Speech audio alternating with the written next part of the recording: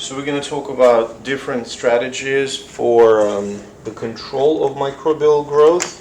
Okay, and first we're going to chat about kind of general considerations here. So a few things about before you control microorganisms, you always try to contain them. So containment levels in the United States, there are 4 levels. They are assigned BSL, biosafety level, and they are assigned numbers. So biosafety level 1 is the least dangerous indigenous pathogens, meaning that they can be found here, like, influenza is an indigenous or Staph aureus is an indigenous. Now the indigenous, they're usually safe, minimal disease. So they can be basically handled on the bench, like what we do. That's BSL 1.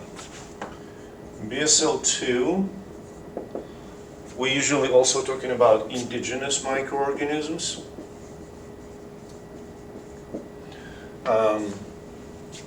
Mildly virulent, treatable diseases, or vaccine available. Okay.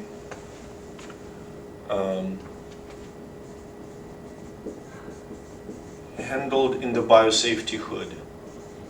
Biosafety hood looks very much like this one, the one that we have like a chemical hood, but it has slightly different air handling capacity and direction of airflow. Biosafety level 3.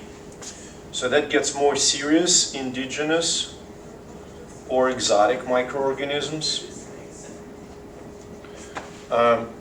Virulent.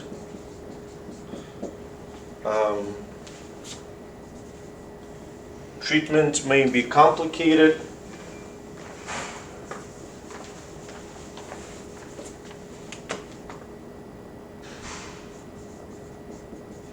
I'll put treatable with a question mark and vaccine with a question mark as well. So for example, usually these diseases that are dangerous and handled at BSL-3, they're usually not easily transmissible. So for instance, SARS-CoV-2 is BSL-3 virus.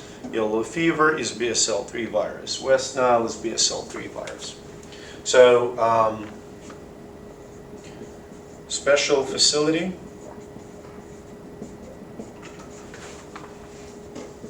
with specific air handling.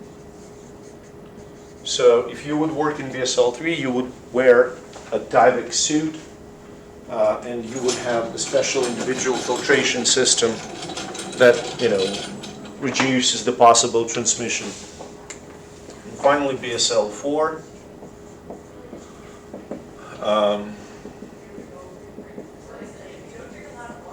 Indigenous or exotic. Virulent, there's no treatment, no vaccine.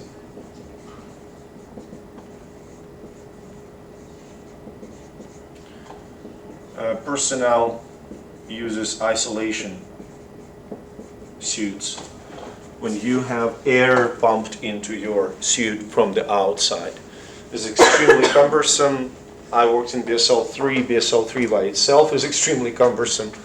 BSL-4, I can't even imagine how terrible it is to work there.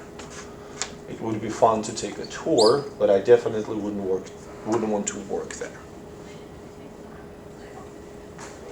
Okay, now, let's say the horses are out of the barn. Now we need to deal with microorganisms kind of in the environment, okay?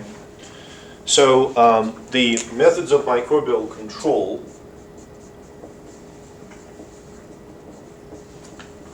can be classified based on what you are trying to quote-unquote clean. So you can approach the non-living surfaces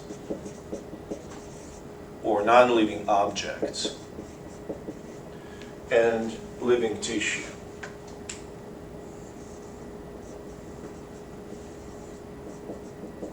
So for living tissue, you need to know there are two protocols.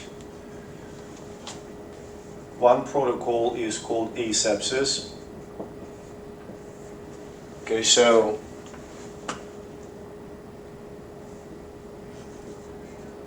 partial removal of microorganisms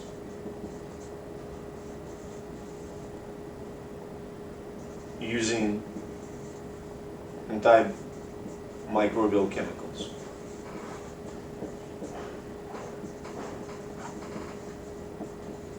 Okay, so when you apply betadine, when you apply chlorhexidine to the skin, when you use hand sanitizer, this is considered to be a aseptic technique.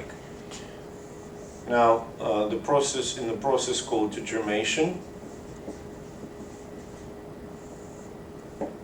this is the mechanical removal of microbes.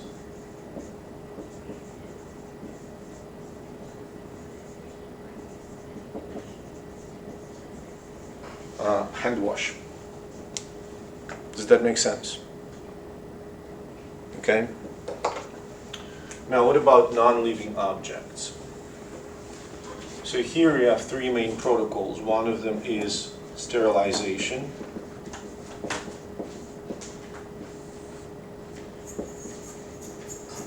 So microbes are completely removed. Okay. Another protocol is disinfection.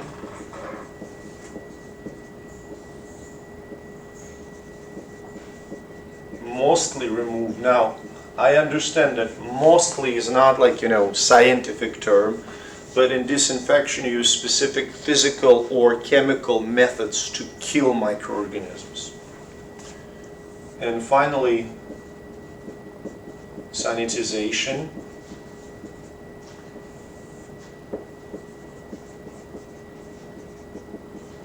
Mechanical removal.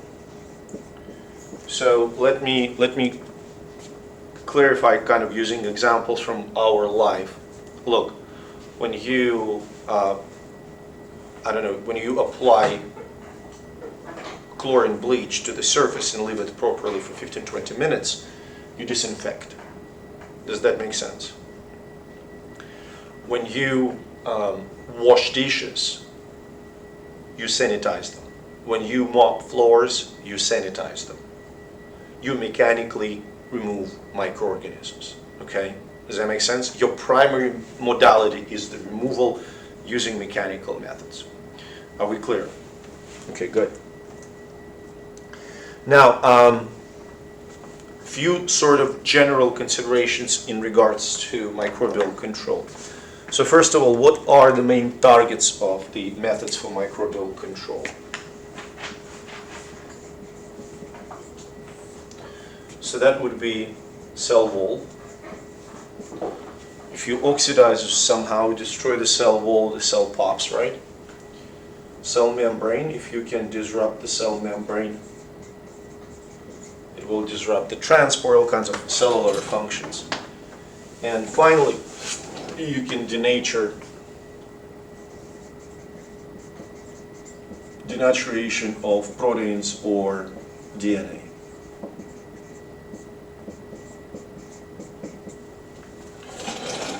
Does that make sense so far? Good. So that's like what we want to do to the cells. Now, what do you need to consider when you pick a method? Okay.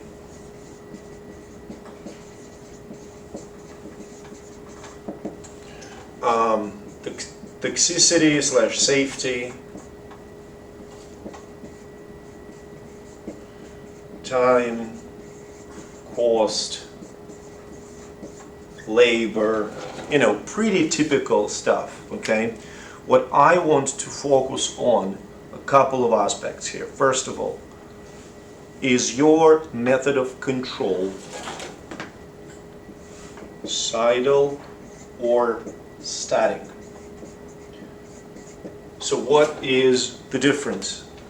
When we say cidal, bactericidal, virucidal, microbicidal, fungicidal, it means killing.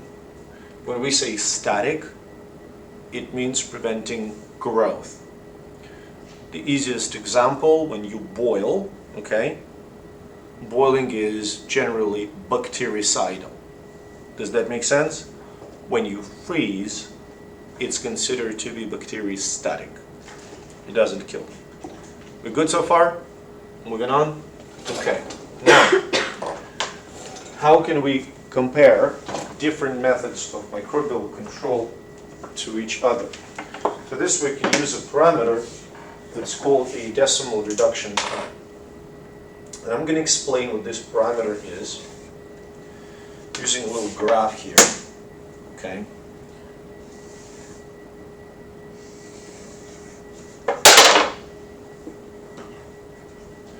So in this graph, it's your typical graph of number of microbial cells. Okay, so here you have, well, it's actually logarithm number of cells. And on the x-axis you have time. Okay, so imagine that you are applying a certain chemical or physical treatment to your microorganisms, and the numbers of your microorganisms decline. Can you see that? They go down. So what you're looking at is this. Use that. I'm going to make some labels here.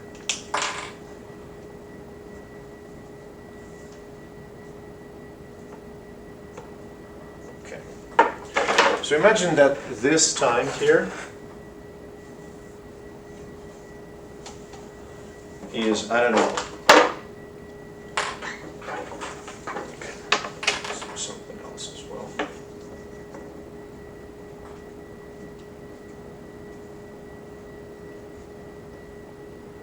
So each tick here, each tick corresponds to 10 times difference. Okay? So 10, 100, 1,000, 10,000, 100,000. So look at this.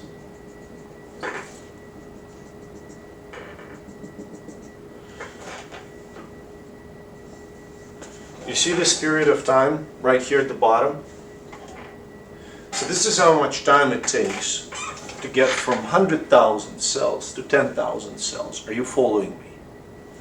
So this time, so-called D value,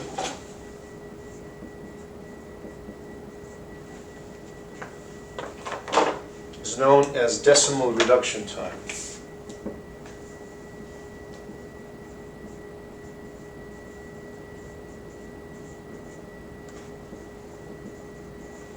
So basically the definition, look, the definition of decimal reduction time is the time that is required to reduce the number of microbial cells or particles tenfold. Does that make sense to you all? Okay. Now, can you compare different methods using decimal reduction time? Of course you can, but you know, it can only work, let's say, if you talk about the same microorganism. So you can say, right, against, I don't know, Staphylococcus aureus, this method has decimal reduction time of 10 minutes, and this method has decimal reduction time of 15 minutes. So 10 minutes method is more effective. Makes sense, right? Now obviously different microorganisms, they have different sensitivity to microbial control methods. And we can rank them actually according to their sensitivity. So the most resistant ones are bacterial endospores. Then we go, well, Preons fall here, but we're not really talking about preons, so you can skip preons. Protozoan cysts, sexual fungal spores.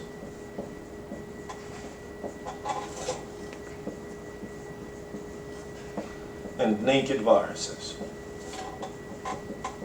They all kind of fall in the same category. Does that make sense?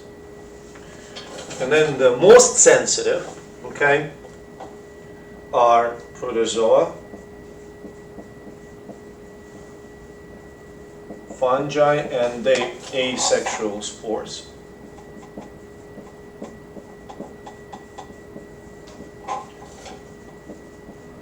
Bacteria and enveloped viruses. Okay, so we can basically plot the line right here, look. So we can draw this little arrow saying that resistance increases.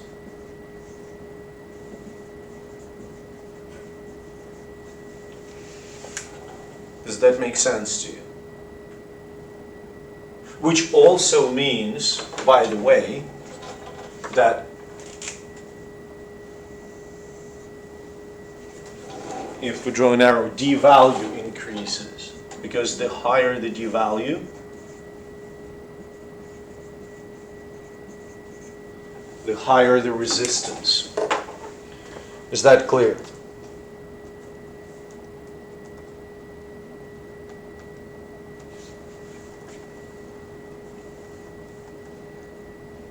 We're good? Questions on this one? Okay.